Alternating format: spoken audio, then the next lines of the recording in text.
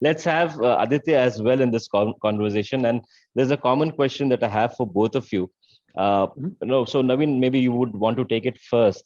What are the challenges faced by the industry or your sector in general for this year, and any specific areas of innovation that you're looking out, and how are you trying to gear up for the next couple of years, considering the current situation and the importance of being resilient in business.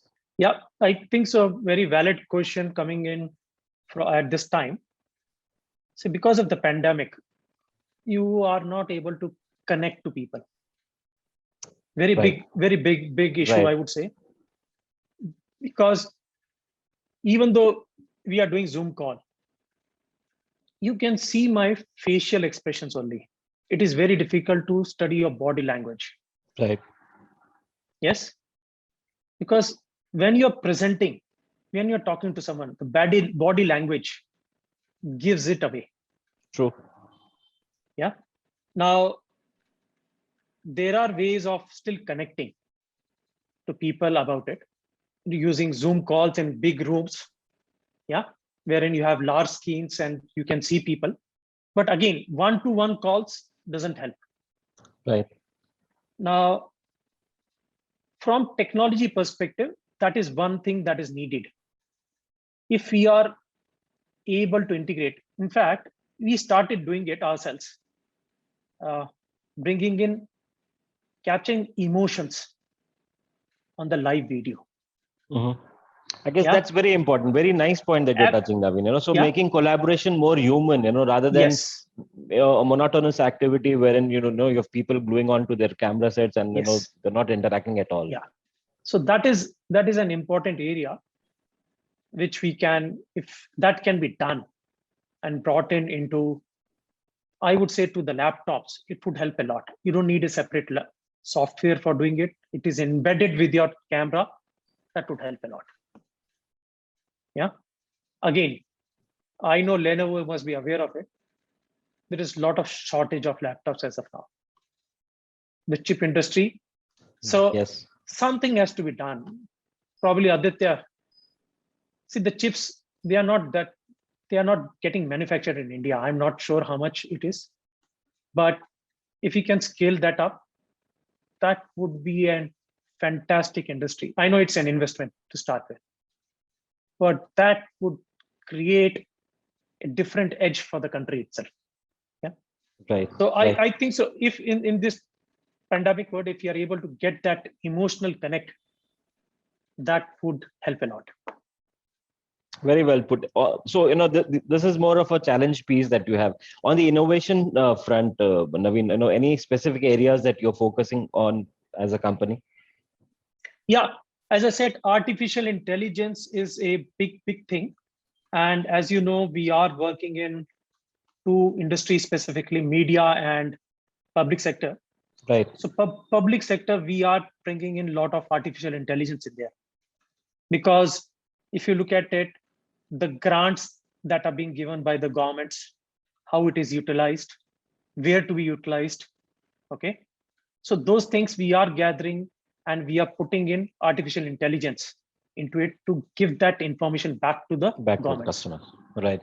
Yeah. So that is very important thing. And again, we are also in putting in artificial intelligence into uh, fraud detection of tax evasion. Yeah. So Right. that is another big step that we are uh, taking into and getting into that area.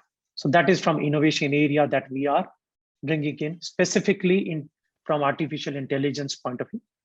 There are a couple of more things which we are doing, but they are at very initial stages. Right. And I cannot share that because unless that becomes our IP, it would be difficult. That's They are more perfectly all right. specific. They are more I know. specific to Right. some certain areas. Right. Aditya, let's hear from you, your views and perspectives around this. Yeah, so from what Naveen was saying, it reminded me of the college saying, right? Long distance relationships don't work. Right? That's what he was talking about, right? You're on Zoom, Precisely. you are on phone, but there is a human element that is definitely gonna be missed. right? And I consider myself an introvert, right? I'm not a party guy, but now I've started missing people, right? So one can imagine, right, that when a person like me starts missing people, we have had enough now. I guess, And yes.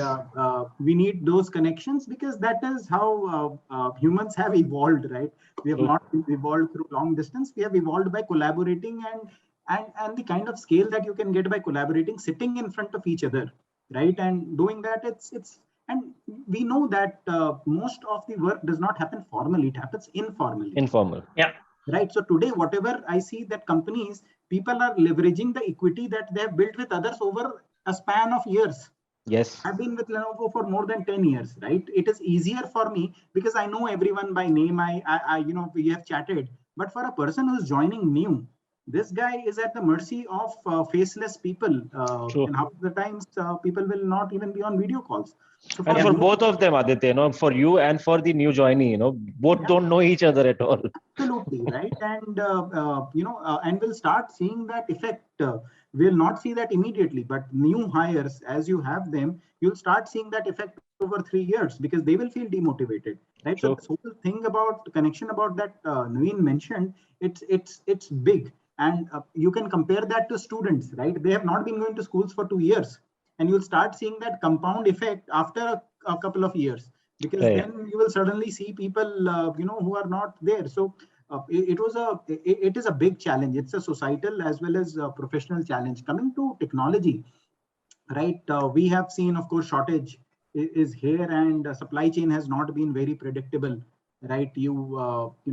Is there's one thing that we have not been able to predict as much as we want to, right? That's on the supply chain. But coming to again on the technology part, what we see is while the personal connections have reduced, the virtual connections have increased a lot, right? Yep. And that means also one, how many people you are connecting to. Second is how many devices you are connecting to, which and where are those devices placed. So we see security as a big nightmare that is gonna be facing us. Endpoints are more exposed, and the number of security risks are increasing. Yeah. So we see that as a big challenge that we will need to solve. Our customers have taken proactive steps. We are also taking proactive steps. Productivity, right? So a laptop, let's say, which goes down at home, right? You need to get to be fixed it. So now our customers are asking that, don't fix my laptops when they go bad. Tell us before they're about to go bad. About to bad, precisely. Yeah. Right? So predictive there, right? So like, for example, a Lenovo device intelligence solution, which kind of monitors all the laptops, desktops, and then gives a flag to the IT guy that, look, there is something going to happen onto this. Now, those are the kind of solutions that our customers are looking for, which is your productivity, your security. And with all of this, IoT is definitely going to increase. And with this, your risk.